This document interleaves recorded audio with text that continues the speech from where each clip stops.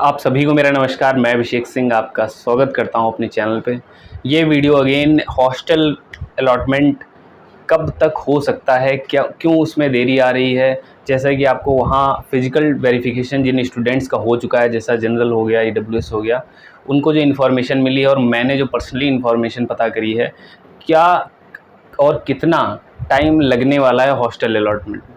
और हम बात करेंगे कि हॉस्टल का पेमेंट कैसे करते हैं ऑनलाइन, है ना, वो चीज़ें आपको बताऊंगा। हॉस्टल का कितना पेमेंट होता है, हॉस्टल का मेस का कंपलसरी है या नहीं है, हॉस्टल की फ़ीस कितनी है, पर सेमेस्टर कितनी है ना, हॉस्टल की क्या क्या फैसिलिटीज़ हैं। फैसिलिटीज़ में अगर मैं आपको बात करूँ, स्पोर्ट्स हो गया, है ना, और लाइब्रेरी हो गया, आरओ हो गया, वाईफाई हो गया, 24/7 लाइट की सुविधा हो गई, और भी क्या हॉस्टल के फ़ायदे हैं। और मैं बात करूँ हॉस्टल में जो कैंटीन है ना, उसमें क्या कैसा रहता है, तो सारी चीज़ें अपन डिस्कस करेंगे।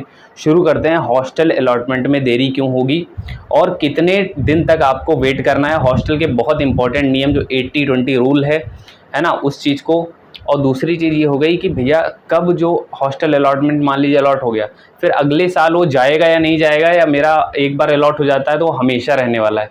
और जिन स्टूडेंट को हॉस्टल नहीं मिलेगा, है ना, वो क्या कर सकते हैं, वो उनको कितने मार्क्स लाने होंगे और कितनी अटेंडेंस मेंटेन करनी होगी, ये सारी चीज़ें बहुत इंपॉर्टेंट हैं। तो चलिए शुरू करते हैं। सबसे पहली चीज़, जैसे मान लीजिए आप किसी कैटेगरी हैं, तो एक चीज़ है हॉस्टल अलॉटमेंट में रिजर्वेशन रहता है। ठीक है, रिजर्वेशन SC ST के लिए कुछ सीट रिजर्व रहती हैं, वो हमें देखनी पड़ेगी।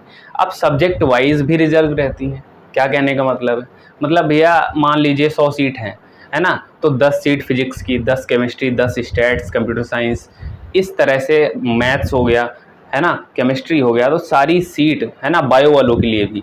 अब देखो जितनी भी सीट हैं हॉस्टल में, मान लीजिए BSc का है, मान लीजिए आर्ट्स का है, सब में आपका जो इस तरह से डिवाइड होगा। जैसे BSc की बात करूँ अगर, तो 60% आपका बायो हो गया, 60% मैथ हो गया, 40% बायो को दिया जाता है। ऐसा क्यों है, क्योंकि बायो में जनरली मार्क्स ज़्यादा स्कोर करते हैं स्टूडेंट, है ना। लेकिन वहीं पे अगर बात करूँ मैथ्स में मार्क्स स्कोर कम होता है, क्योंकि मैथ्स आपका थोड़ा लेंदी होता है, टफ होता है। तो ये हो गया आपका रिजर्वेशन, सबसे पहले किस पे, मैथ और बायो के बेसिस पे। दूसरा होता है सब्जेक्ट के बेसिस पे, और आपका 80-20 रूल, 80% आपके मार्क्स होने चाहिए, है ना, मार्क्स, और 20% आपका डिस्टेंस, दोनों का मेरिट बनाया जाता है, तब आपकी कंबाइंड लिस्ट आती है। जैसा कि आपको पता है, इस बार जो डॉक्यूमेंट वेरिफिकेशन है वो 4 दिन चलने वाला, 28, 29, 30 और 1 तारीख। जैसे ही सारे स्टूडेंट अपना डॉक्यूमेंट जो वेरिफिकेशन कराते हैं, तब आपको पता है ट्रिपिकलेट फॉर्म में आपको डोजियर फॉर्म सबमिट करना होता है। आप जब डोजियर फॉर्म को सबमिट कर देते हो, 3 डोजियर लगते हैं, जिसमें आप ये बताते हो आप कहाँ के रहने वाले हो, ठीक है। फिर ये सारे जब डोजियर वहाँ तक पहुँच जाते हैं, और भी एक और इम्पॉर्टेंट चीज़ है कि जब आपको वेरिफिकेशन जो BHU रजिस्ट्रेशन फॉर्म था, जब आपने उसको फिल किया था, है ना, तो वहाँ पर हॉस्टल के लिए यस करना होता है। वहाँ पे ही नो कर दिया तो बात वहीं ख़त्म हो गई फिर, है ना, उनको फिर नहीं मिलेगा। अब दूसरी चीज़ ये है कि आप जब डोजियर वगैरह फिल कर देते हैं, तो जितनों को अलॉट होना है वो प्रोसेस 7 दिन में लगभग, है ना, कर पाएंगे। क्योंकि पिछली बार क्या हुआ था, पिछली बार एक ही दिन में करवा लिया था, जैसे 14 को कराया और 14 से फिर 25 को अलॉट हुआ था। लगभग 10 दिन का डिफरेंस था। 14 तारीख को डॉक्यूमेंट वेरिफिकेशन हुआ था और 25 तारीख को पहला अलॉटमेंट आ गया था सारे स्टूडेंट्स का, है ना, चाहे वो MMB हो, चाहे आर्ट्स हो, सबका आ गया था, साइंस फैकल्टी में भी। अब इम्पॉर्टेंट चीज़ है, आपको पता है जैसे डॉक्यूमेंट वेरिफिकेशन कब एंड हो रहा है, लास्ट 21 को। अब 21 से आप जोड़ लीजिए 10-11 दिन। मैंने आपको बताया 11-12 तारीख को पहली लिस्ट आपको देखने को मिल सकती है, और पहली लिस्ट में मोस्ट ऑफ द अलॉटमेंट जो होते हैं वो हो जाते हैं।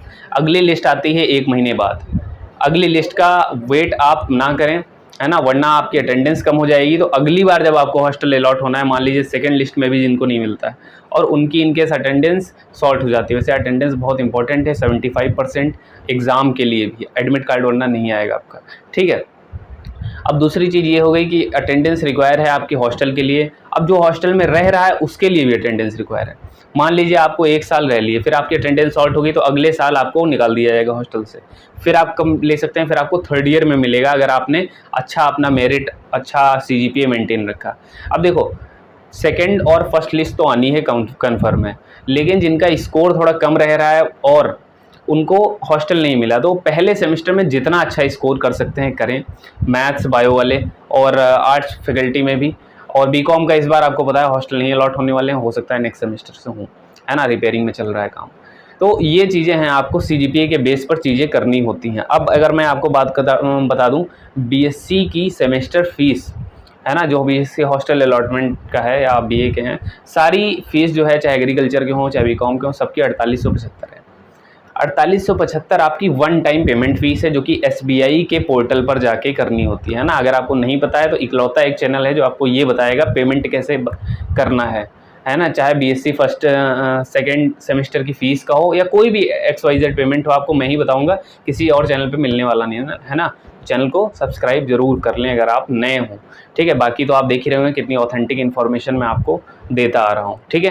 अब देखो 4875 फीस है, जिसमें से आपका जो 2000 है वो सिक्योरिटी मनी है, और वो आपको कब वापस हो जाएगा, वो आपको लास्ट ईयर जब आप यहाँ से निकल रहे होगे, आप अपना नो ड्यूज सबमिट करोगे, तब आपको वो फीस वापस कर दी जाती है। मतलब सर 2875 आपकी फ़ीस है ना, एक सेमेस्टर की 2875 फीस है। अब जब आप हॉस्टल में आ जाते हैं, मान लीजिए पहले ही लिस्ट में आपका नाम आ गया और आप हॉस्टल में आ गए, फिर भैया सेकंड सेमेस्टर की हमें कैसे करनी है फ़ीस? सेकंड की भी ऑनलाइन है, सारी चीज़ें यहाँ पे ऑनलाइन चलेंगी, आपको ऑनलाइन पेमेंट करना पड़ता है ना। डेडलाइन से पहले कर लेना, है ना, वरना पैसा तो आपका, मान लीजिए डेडलाइन के बाद आपने कोई पेमेंट कर दिया, ठीक है, डेडलाइन के बाद अगर पेमेंट किया तो वो पेमेंट आपका आएगा, लेकिन उसकी प्रोसेस बहुत, है ना, टफ हो जाती है और 5-6 महीने लग जाते हैं। हॉस्टल का मेल आपको बता दूंगा कैसा आता है, उस मेल को देखिएगा, और वो मेल जनरली जो है वहाँ से आप लिंक वगैरह पे क्लिक करके पेमेंट वगैरह पे जा सकते हैं, वरना SBI कलेक्ट करके एक पोर्टल होता है, आप चाहिए तो आज चेक करिएगा, SBI कलेक्ट BHU,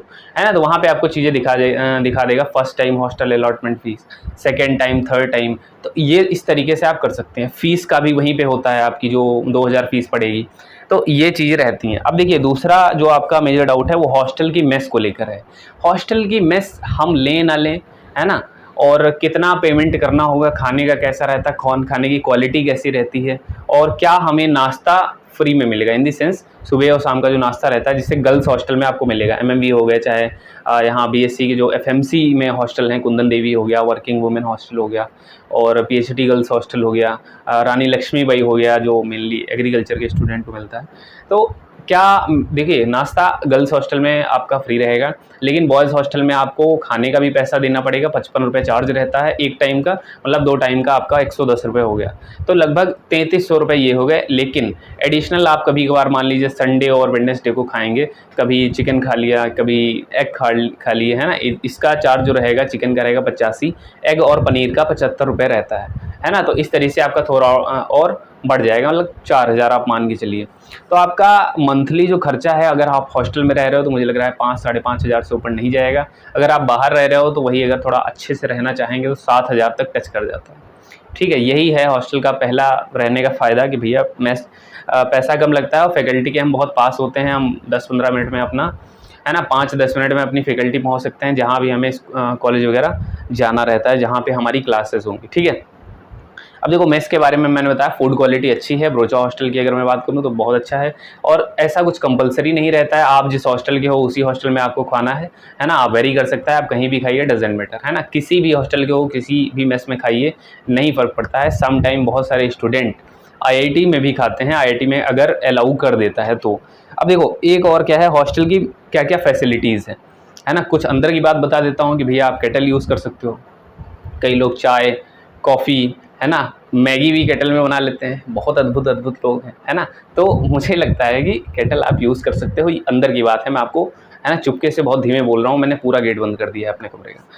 अच्छा, कूलर, देखो कूलर आप लगा सकते हो, गर्मी बहुत होती है तो आप खिड़की के पास, है ना, एक यहाँ पे बड़ी सी खिड़की होती है, रूम कल मैं आपको दिखा दूंगा कैसा होता है, तो आप वहाँ पे अपना कूलर रख सकते हैं, और कूलर वो इस कॉलेज वाले नहीं देंगे, आपको खुद खरीद के लाना पड़ेगा, है ना। आप और आपका रूम पार्टनर 50-50 करिए कि भैया हवा तो तुम्हारी तरफ भी आएगी, तो आधा पैसा आराम से दे दो और हम दोनों कॉलेज जो है कूलर एंजॉय करें, ठीक है। एक हो गया कूलर, क्योंकि गर्मी में बहुत यूज़ होती है। RO, है ना, ठंडा पानी मिलेगा, RO का एकदम फ्रेश पानी मिलता है, तो वो आपके लिए बहुत हेल्थ के लिए अच्छा है। वाईफाई 24/7, है ना, ये तो हर जगह है, वैसे बहुत नॉर्मल सी चीज़ है, बट स्टिल एक फैसिलिटी है ना। लाइट 24/7 लाइट, और पंखा जो चलता है वो भी बहुत अच्छा है ना। किस ब्रांड का है वैसे? ऊषा का है, ठीक है ना, सब ब्रांडिंग की का हो रही है। अब देखिए कैंटीन, लाइब्रेरी, स्पोर्ट्स का आपको बेनिफिट समझा देता हूँ। कैंटीन आपको पता है, कैंटीन में आप नाश्ता कर सकते हो, सुबह सुबह कोई मेस नहीं खुली होगी, और कैंटीन खासकर हर हॉस्टल में होता है, शायद आर्ट्स में नहीं है, लेकिन आप ब्रोचा की बात करेंगे, आप रामकृष्णा हॉस्टल की बात करेंगे तो वहाँ पर आपको कैंटीन देखने को मिल जाएगा। तो कैंटीन में आप समोसा और जितना भी फास्ट फूड है वो आपको मिल जाएगा, और आलू के पराठे भी मिल जाएंगे जिसका प्राइस मात्र 10 रुपये है ना। और भी आपको बहुत सारी चीज़ें मिल जाती हैं, आप चाय वगैरह हो गया और है ना, जितनी भी कोल्ड ड्रिंक्स वगैरह होती हैं सारी। अब देखो लाइब्रेरी दालमिया हॉस्टल में है, दालमिया हॉस्टल लेकिन पीजी वालों के लिए है। तो लाइब्रेरी आपको है ना कुछ हॉस्टल में होगी, कुछ हॉस्टल में नहीं होती है ना, तो लाइब्रेरी एक ऑप्शनल है ना। तो ऐसा नहीं है कि मैं अगर चाहूँ तो दालमिया हॉस्टल में जा सकता हूँ, साइंस वाले साइंस में जा सकते हैं, है ना। और स्पोर्ट्स का लास्ट में इसलिए रखा है, थोड़ा डिटेल में बताऊँगा। स्पोर्ट्स देखिए, आपको पता है इंटर डिपार्टमेंट स्पोर्ट होते हैं, इंटर फैकल्टी होते हैं, है ना। इसी तरह इंटर हॉस्टल भी होते हैं और हॉस्टल के अंदर भी होते हैं। तो ये इन स्पोर्ट्स में आप पार्टिसिपेट कर सकते हो, है ना। अगर आप हॉस्टल के हो तभी आप इंटर हॉस्टल, है ना, जो टूर्नामेंट्स होते हैं, चाहे वो क्रिकेट का हो, फुटबॉल का हो, बेसबॉल तो नहीं, वॉलीबॉल हो, बास्केटबॉल हो, है ना, तो और बैडमिंटन हो गया, चेस हो गया, ये सारी चीज़ें आप खेल सकते हो अगर आप हॉस्टल के हैं। अगर आप हॉस्टल से बाहर के हैं तो ये नहीं खेल सकते, है ना। फैकल्टी वाला स्टिल खेल पाएंगे आप, है ना, इंटर फैकल्टी हो, है ना। और इंटर डिपार्टमेंट टूर्नामेंट जैसे चलते हैं कि साइंस के जितने भी डिपार्टमेंट चलेगा, जैसे जियो फिजिक्स हो गया, फिजिक्स हो गया, केमिस्ट्री हो गया, और आपका जूलॉजी, बॉटनी, है ना। इस तरह से जितने भी आपके कोर्स हैं उन सबके डिपार्टमेंट हो जाते हैं, स्टैट्स हो गया, कंप्यूटर साइंस हो गया, सबकी टीम बनती है और सब आपस में खेलते हैं। अगर मैं हॉस्टल की बात करूं तो Brocha hostel versus Dalmia hostel, Dalmia versus Iyer, है ना, मैनेजमेंट, मतलब इस तरह से हॉस्टल के टूर्नामेंट होते हैं, है ना। तो जिनमें कई बार दालमिया हॉस्टल, है ना, विजेता पाया जाता है, क्योंकि वो सीनियर्स होते हैं। और भाभा हॉस्टल हो गया आपका, है ना, जहाँ भी सीनियर्स होते हैं वो थोड़ा डोमिनेट कर जाते हैं, बट स्टिल, है ना, कई बार ब्रोचा टीम भी काफ़ी बढ़िया खेली है ना। तो हॉस्टल अलॉटमेंट मैंने आपको बता दिया, कितना आपको वेट करना है, कब तक वेट करना है ना। जो टीम है जिनसे मुझे इन्फॉर्मेशन मिली है थोड़ी बहुत, जो भी मेरे प्रोफेसर जाने वाले हैं, उन्होंने यही कहा है कि आप 10 दिन तक, है ना, 10 दिन मिनिमम लगने वाले हैं क्लासेस स्टार्ट होने के बाद। मतलब आप मान के चलिए 11-12 तारीख को, मुझे लगता है ऐसा, कि आपका मेल आ जाएगा। और मेल कहाँ पर आएगा? मेल ID जो आपने रजिस्ट्रेशन फॉर्म में, डोजियर फॉर्म में फिल की है उसी में आएगा, है ना। वो सेम ही भरनी होती है वैसे तो ये है आपको, है ना। आई होप इस वीडियो से आपके बहुत सारे डाउट क्लियर होंगे। मुझे लग रहा है मैंने सब कुछ सम अप करके एक वीडियो में मैंने बता दिया है। और इस वीडियो को अगर एंड तक देखा होगा तो काफ़ी कुछ चीज़ें क्लियर हो गई होंगी पेमेंट से रिलेटेड, कि पेमेंट कैसे ऑनलाइन करना है, कहाँ पे करना है ना। तो पेमेंट बिल्कुल आप सेफ़ रहिए, कभी अगर कुछ गलत पेमेंट हो जाता है तो वो SBI के पास ही रहता है और आपका कुछ, है ना, जाता नहीं है पेमेंट। तो ये सारी चीज़ें थी, है ना। चैनल पर नया हो सब्सक्राइब कर लेना, वीडियो को लाइक शेयर जरूर कर देना, और कमेंट कर देना अपना स्कोर, अपनी कैटेगरी, अपना डिस्टेंस, है ना, अपना कोर्स, ताकि मैं आपको बता सकूं आपको हॉस्टल मिलने के कितने चांस हैं, ताकि आप अपना समय ना ख़राब करें, आप अपनी अटेंडेंस ना ख़राब करें। क्योंकि अटेंडेंस कम हो गई तो आपको अगले साल हॉस्टल मिलने में है ना, एक अड़चन लग जाएगी, क्योंकि अटेंडेंस बहुत इंपॉर्टेंट है हॉस्टल में, है ना। ये रूल कभी ब्रेक नहीं हो सकता, ठीक है। So thank you guys, all the very best, नमस्कार।